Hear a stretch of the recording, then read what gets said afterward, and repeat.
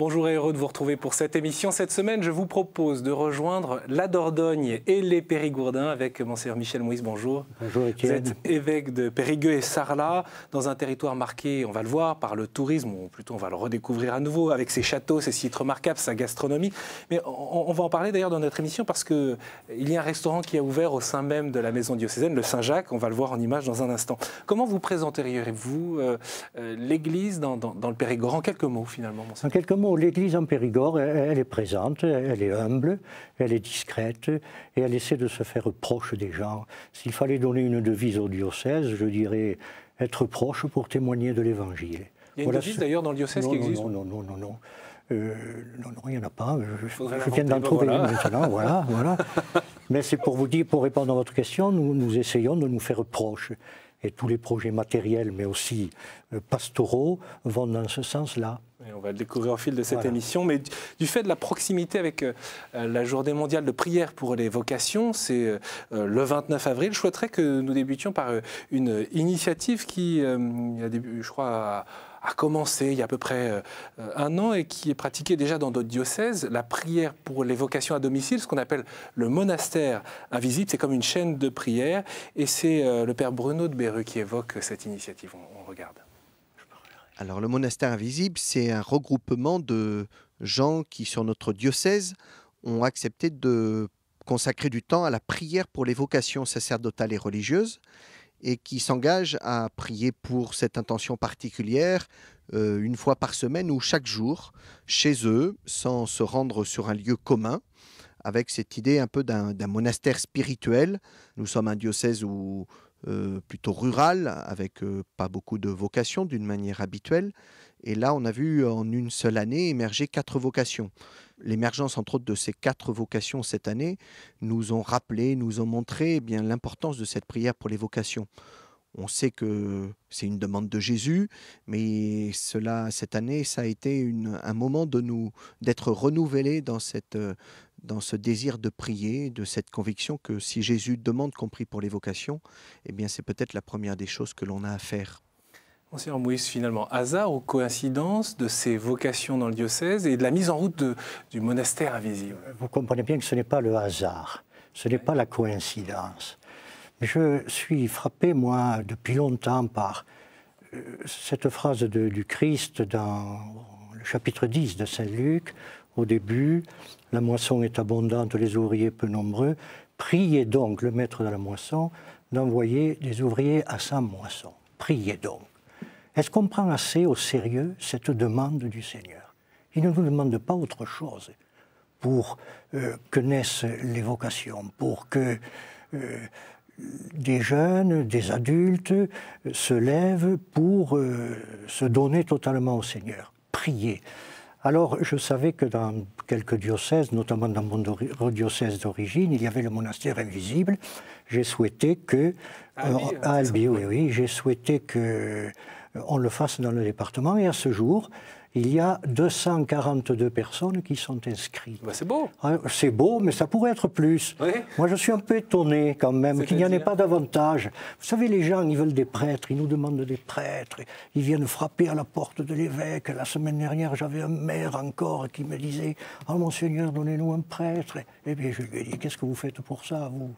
Et alors la réponse, c'est quoi? Il ne m'a pas répondu. Ce que je veux dire par là, c'est que prenons au sérieux la parole du Seigneur et coïncidence, comme vous disiez, ou bien hasard, mais plutôt, je dirais, réponse du Seigneur. Nous avons eu une entrée de chez nous, chez les Dominicains, une entrée dans un Carmel, une entrée chez les Petites Sœurs de Bethléem et une entrée à Paray-le-Monial en propédeutique.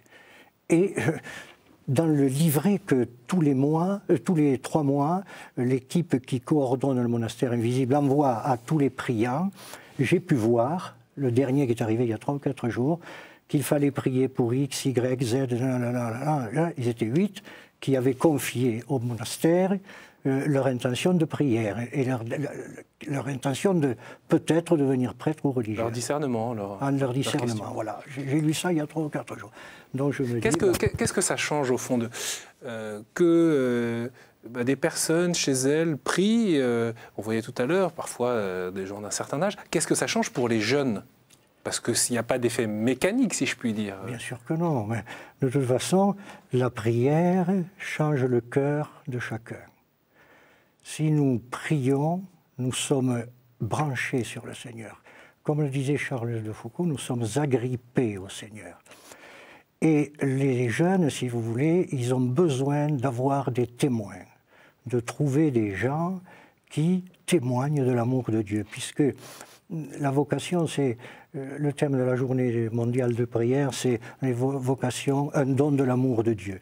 Eh bien, il faut que les adultes, et les jeunes aussi, mais tout le monde, se laissent habiter par l'amour de Dieu, cet amour qui est unique pour chacun de nous.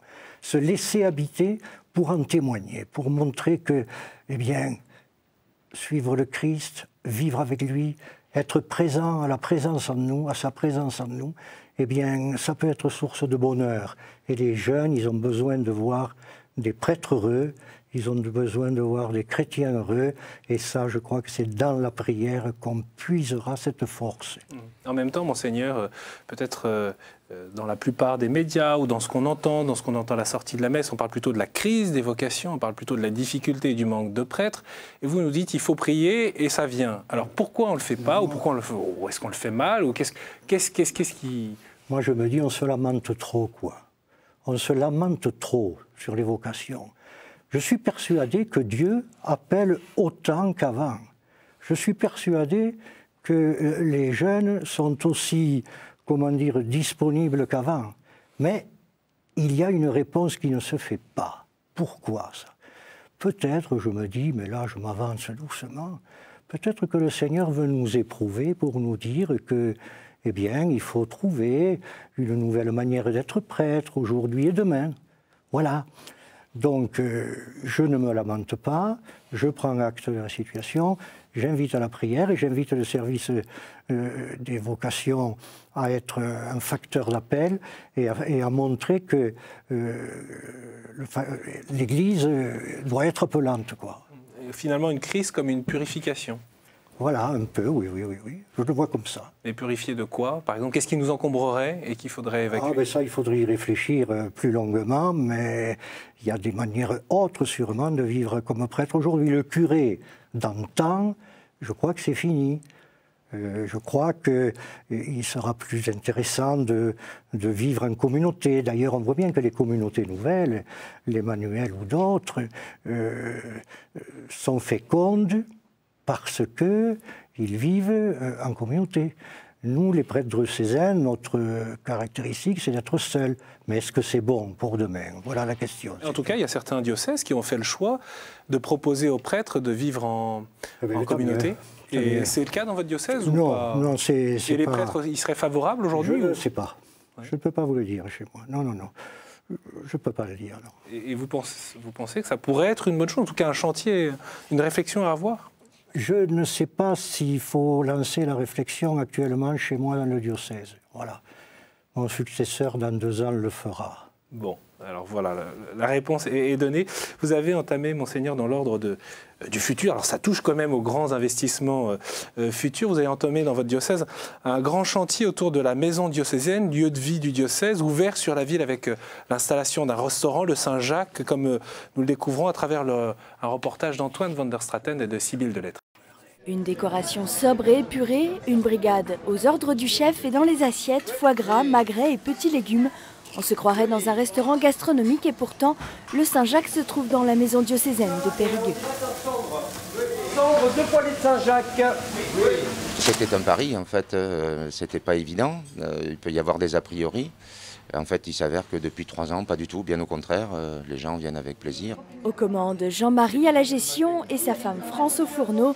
Ils ont répondu au pari lancé par l'évêque qui souhaitait redynamiser la maison diocésaine. Alors le midi à table, il y a quelques prêtres, mais aussi des périgourdins ou des personnes de passage. Les clients qui viennent de l'extérieur et qui pourraient éventuellement avoir un a priori sur un endroit catholiques, à voire religieux, se rendent compte en fait que nous sommes des gens normaux et que bien au contraire c'est un bel échange et que voilà, une maison diocésaine peut s'ouvrir au public et si le public n'a pas d'a priori, eh bien l'équipe qui est en place encore moins. Voilà, donc effectivement c'est un bel échange. Mais ce projet va bien au-delà du restaurant. En fait, le diocèse a réussi à répondre à une question pourtant compliquée. Comment rentabiliser ces bâtiments diocésains ? Il faut toujours joindre l'utile à l'agréable. Et dans la mesure où on a gardé cet immeuble qui était l'ancien séminaire du diocèse et qui est une structure qui est lourde parce qu'elle est importante, il fallait qu'on trouve un moyen que ça pèse le moins possible sur les finances du diocèse, parce que les finances du diocèse, elles dépendent de la générosité des donateurs. Et donc, il n'y a pas tellement de raison d'utiliser l'argent qui nous est donné pour simplement garder de l'immobilier. Donc il fallait rendre l'immeuble le plus rentable possible et par la création du restaurant, l'ouverture de chambres pour des personnes de passage, la création d'appartements qui sont loués également, la location de salles, ça couvre quasiment la totalité des frais de fonctionnement de l'immeuble. Avec ce projet, le diocèse de Périgueux a donc remporté son pari, ouvrir encore plus grand les portes de l'église tout en finançant une partie de son patrimoine immobilier. En tout cas, on retiendra l'adresse de ce restaurant Le Saint-Jacques. Pourquoi cette ouverture sur la ville était essentielle à vos yeux, Monseigneur Mouys ?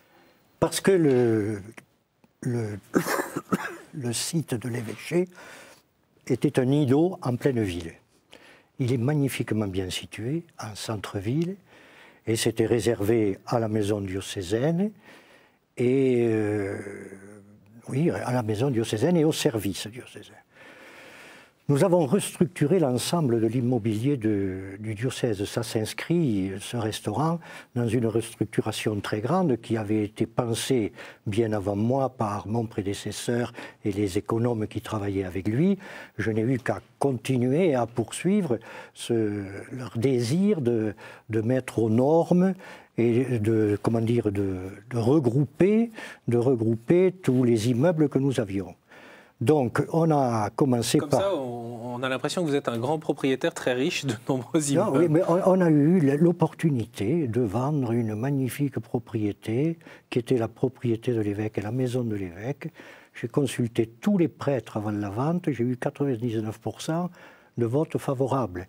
Et c'était juste avant la crise, donc on a eu une somme assez importante qui nous a aidés à refaire la maison de l'évêque, à faire la résidence des Oliviers à Bergerac, à faire le 3e étage de l'évêché comme l'administration du diocèse et à regrouper tous les services. Oui, parce qu'on ne se rend pas compte, mais ces aspects-là de la vie d'un diocèse, c'est capital. Absolument, c'est capital. Parce qu'on en a besoin, c'est au service de la pastorale, si vous voulez, tous ces immeubles, tout ce que nous avions, nous en avons besoin. Si vous voulez, l'économique n'est pas premier pour moi. L'économique, il faut en tenir compte, parce que l'économe qui vient de parler, bien sûr, ne serait pas content si je ne le disais pas. Mais ce qui est important, c'est la visée pastorale. Alors, dans cette visée pastorale, nous avons voulu ouvrir l'ensemble du site sur la ville. Et on a réussi à faire que beaucoup de monde qui ne venait jamais à la maison diocésaine puisse venir par le biais du restaurant. Nous avons la librairie religieuse juste à côté du restaurant. Il y a des gens qui s'y arrêtent. Il y a des gens qui demandent des renseignements concernant la vie de l'Église. Voilà, ça a été dans ce but-là, ouvrir notre Église diocésaine à la vie de Périgueux. En plus, il y a un parking de 140 places et toutes sortes de monde vient. Il y a juste à côté l'hôpital. Ça sert aussi pour les familles qui ont des malades, qui ne sont pas de Périgueux et qui viennent loger chez nous parce que c'est moins cher que dans certains hôtels. Et il y a aussi des collèges, des lycées qui sont juste à côté. Il y a des élèves, il y a des profs qui viennent manger. Il y a l'inspection d'académie et tout ce monde rentre. Et ça nous donne l'occasion de parler, de saluer, de les voir. Et ils sentent bien que l'Église est proche de... Voilà.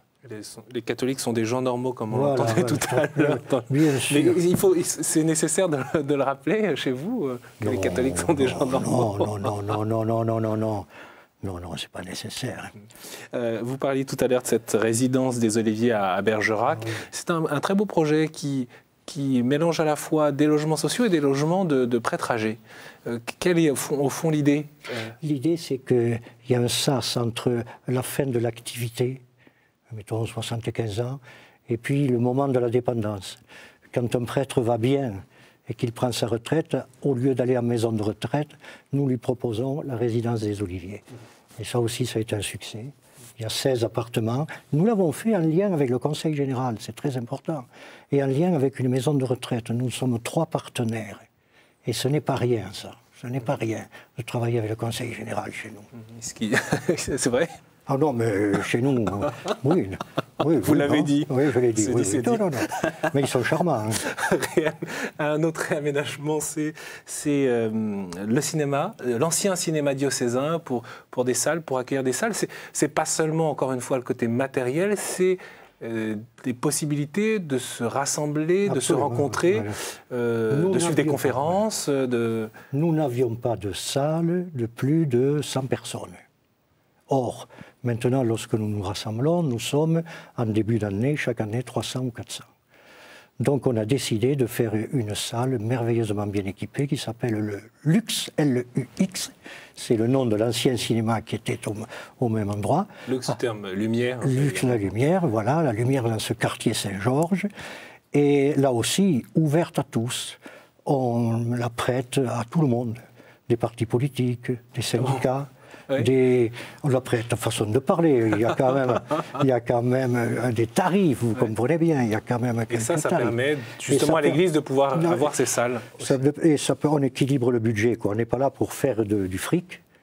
On est là pour offrir un service à la population périgourdine et d'abord au diocèse. Je précise aussi que dans le restaurant, le diocèse est prioritaire. C'est-à-dire que si un jour je rassemble les prêtres, comme après la messe chrismale, c'est au restaurant que ça se fait. Quand il y a des catéchistes, les rencontres de catéchistes, c'est au restaurant que ça se fait. C'est très important. Nous avons une convention avec eux. Après, ils sont gérants, France et Jean-Marie, que nous avons vus là. Ils sont gérants, ils travaillent pour eux, mais nous sommes prioritaires. Et donc il y a à la fois du pragmatisme et de la créativité, de l'initiative. Au lieu de devoir vendre ces bâtiments qui représentent des charges importantes pour le diocèse, ils peuvent être mis au service de la pastorale, comme vous l'avez indiqué. Je voudrais qu'on parle, Monseigneur Moïse, de la pastorale du tourisme, parce que le tourisme, c'est un des aspects importants de la vie de la Dordogne, du Périgord. Et il y a une alliance qui arrive à se faire, justement, avec tous ceux qui accueillent ces visiteurs et l'Église. La pastorale du tourisme, le tourisme est une réalité qui a droit à être éclairé par la parole de Dieu, d'abord. Donc, il nous faut mettre le paquet sur la pastorale du tourisme. J'ai une équipe et une responsable remarquables qui font de l'excellent travail. Et ce travail, je vais même vous dire, il n'est pas fait tout seul. Il est fait en lien avec le comité départemental du tourisme. On ne travaille pas seul. Ce lien avec le comité départemental du tourisme a permis de créer un petit livret sur le patrimoine religieux des 4 Périgord. Livret préfacé par le vice-président du Conseil général et par moi-même. Là aussi, voilà un travail fait en lien avec le tourisme. Mais bien sûr, mais la collaboration est bonne, elle est très bonne. Vous avez mal pris ce que j'ai dit. La collaboration est très bonne, la preuve aussi aux Oliviers. Bien, donc on a fait ce livret qui a été tiré à 10 000 exemplaires. Ils sont tous partis et maintenant on est en train de faire une 2e édition. Voilà, ce travail. Alors, ce qui me semble important pour la pastorale du tourisme, c'est quand même que chez nous, il y a de magnifiques églises. Et la pastorale du tourisme va s'emparer de la beauté, si vous voulez. Qu'il y ait une pastorale de la beauté. Faire en sorte que soient mis en valeur tous ces édifices. Ça, c'est un point de vue. Une autre chose, c'est que le tourisme soit un tourisme éthique et responsable, si vous voulez. Ce soit donc pas un tourisme seulement de consommation et de loisirs. Absolument. Ouais. Que ce soit un tourisme où le respect de la dignité de l'homme est premier, où on facilite l'épanouissement humain et spirituel des gens qui viennent. Voilà pourquoi là, la pastorale du tourisme doit en propre faire des propositions d'ordre spirituel, faire en sorte que les églises soient ouvertes, soient animées, que des brochures soient distribuées. Voilà. Ça demande un gros investissement de la part des communautés. Oui. Pour des gens qui passent parfois quelques heures, c'est très éphémère. Parce que chez nous, il y a quand même 3 millions de touristes qui passent chaque année. C'est le premier département en nombre de touristes intérieurs, à l'intérieur, pas à l'extérieur. Il y a le Mont-Saint-Michel, il y a Notre-Dame de Paris, bien sûr. Mais donc, on a quand même 3 millions de touristes. Si on ne prenait pas ça en compte dans notre pastorale, nous serions coupables.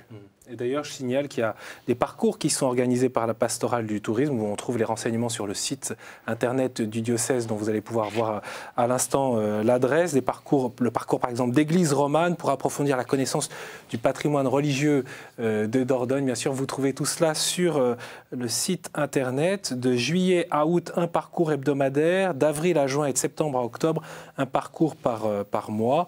Un parcours de 10h à 17h, donc sur la journée.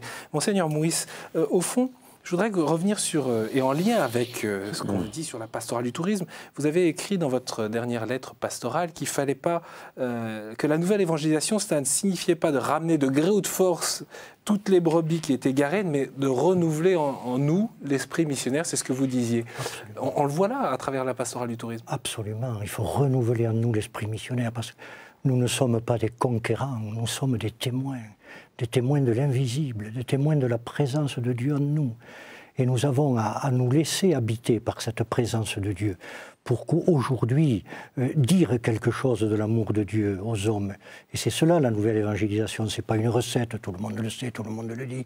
Et finalement, l'évangélisation, elle est toujours nouvelle si elle est en prise avec l'actualité, si elle est en prise avec le réel. Et c'est peut-être ça qui est le plus difficile d'ailleurs. C'est plus facile d'appliquer des recettes qui marchent ou qui ne marchent pas. Absolument, oui, c'est plus difficile. Oui, vous avez tout à fait raison.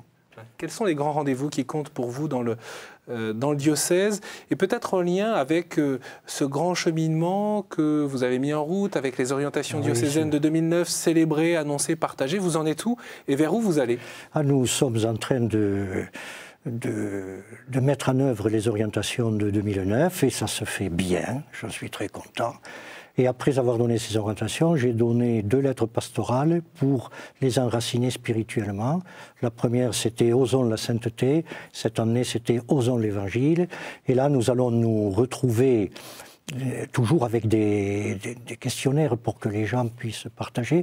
Et là, nous avons un grand rendez-vous le 6 et 7 octobre 2012 pour justement lancer les 50 ans de Vatican II.